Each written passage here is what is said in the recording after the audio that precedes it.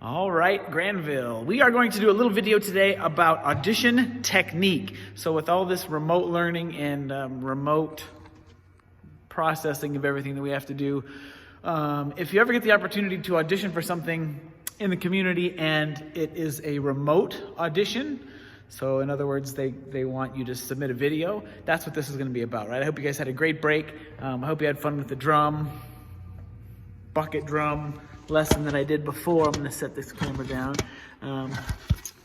It'll stand up for me. There we go.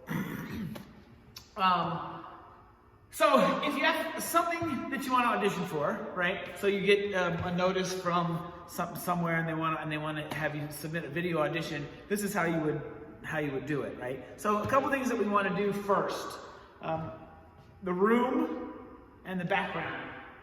Okay, I'm here in my studio because it's a nice hot room, right? The sound is very echoey, and you probably don't have this kind of space, this big a space at home. But if you ever want to do something and you've got like a room, like a kitchen that's got tile on the floor, or the bathroom, right? The reason people sound good in the bathroom is because it's got a lot of good natural reverb, so it bounces around, the sound bounces around, sounds really good.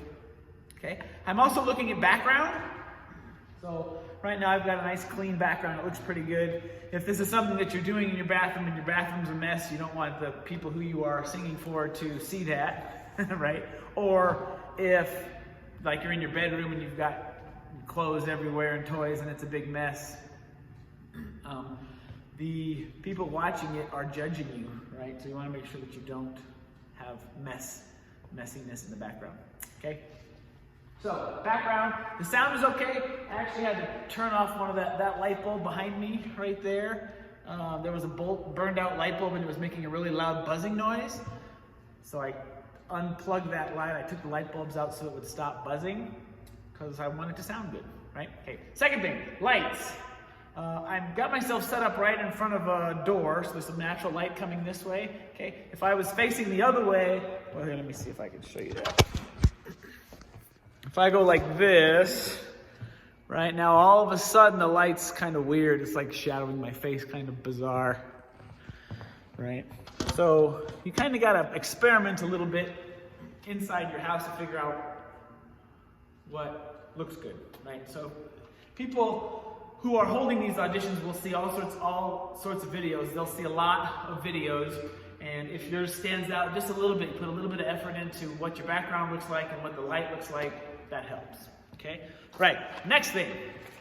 It's always good to start with a little card that kind of gives your name and your contact information, okay? So in my case, I just wrote my first name and last name on top. I wrote my school email address, right? So you can put your email address on there so they can get in touch with you. Or, you know, in this case, if that ever happens and you need to audition for something and you're submitting a video, your parents will need to help you with this so that you're not giving out your information, so that you're giving out your parents' info, and they can act as like your manager, right? Because they kind of are, okay? And then you put your phone number, right? I didn't put my phone number on there, but my phone number would be written here, okay? So it's always good to start your audition with a card in your face, right?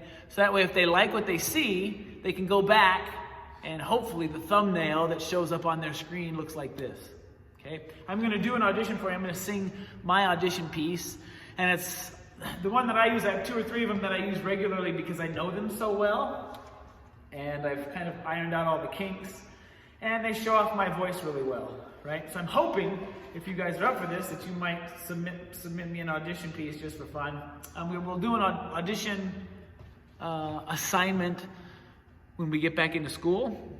In the first 2 or 3 or 4 weeks, we'll be auditioning for we'll do an audition workshop or an audition lesson so you guys can get used to it. But this one is just to kind of show you how to do it remotely.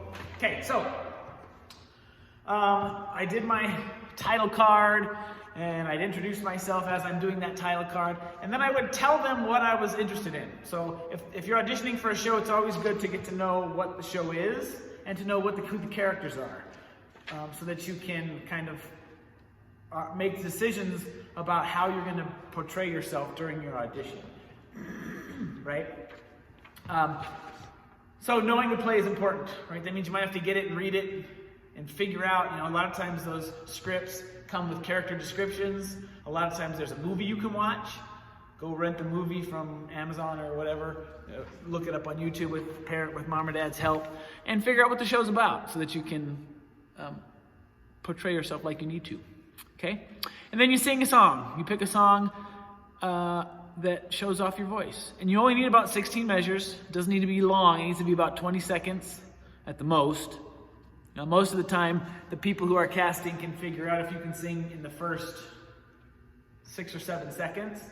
So you kind of want to pick something that starts showing your voice off right away, okay? And that takes some practice. Something that you feel comfortable with, something that shows off your voice, right? And then a lot of times during these auditions, they'll have sent you a side, which is the script with writing on it. We call those sides, like a page full of dialogue that they'll have you read, or a monologue that they'll want to see. A lot of times you have to do monologues which are memorized. I'm just going to do the singing one for you today. That'll be enough for this exercise. Okay? So I'm going to pretend like this is a audition, like someone's asked me to submit something for an audition, and I'm going to do a little audition for you with the singing. Okay? So I start off making sure my room's okay. I start off making sure the light looks good, and then I'm going to come in. I'm going to frame this out, right? I would make sure my face is in there. It's always good. See if you can do it like that. And then I would push start. So let's just pretend. Here we go. Hi, my name is Ben Nas. I am interested in the part of the wizard from The Wizard of Oz, and my contact information is here. And I'm going to be singing 16 measures of a Seymour song from Little Shop of Horrors. So we'll do it. I don't know.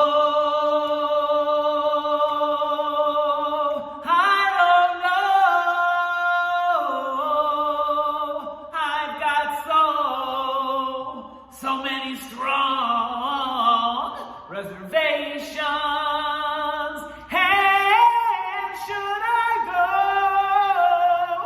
and perform mutilations? Thank you. I appreciate your time, and please consider me for the role. And then I would push stop. Okay? Or I would go through and I would do my read. Right? Sometimes they ask you to tell a story. That's what I like to do when I'm casting my shows, right? If people don't have, because monologues are kind of tricky for younger kids, younger students, people who are new. So I'll ask them to tell a story.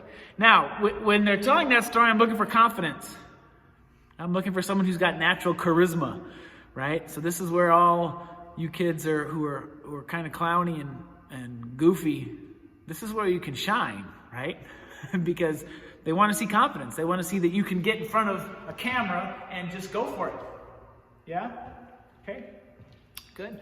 So your mission, if you choose to accept it, is to get a piece of paper, write your name and your contact information on there just so I can see. Push play, tell me who you are, and sing me a song. Right? And then send it to this email right there. benjamin.nas@humboldtunified.com, and then I'll take a look at it, give you some feedback, and it'll be fun, right? So I hope you guys enjoyed your extra week off, and we will see you when we're back. Okay, thanks guys, have a good day.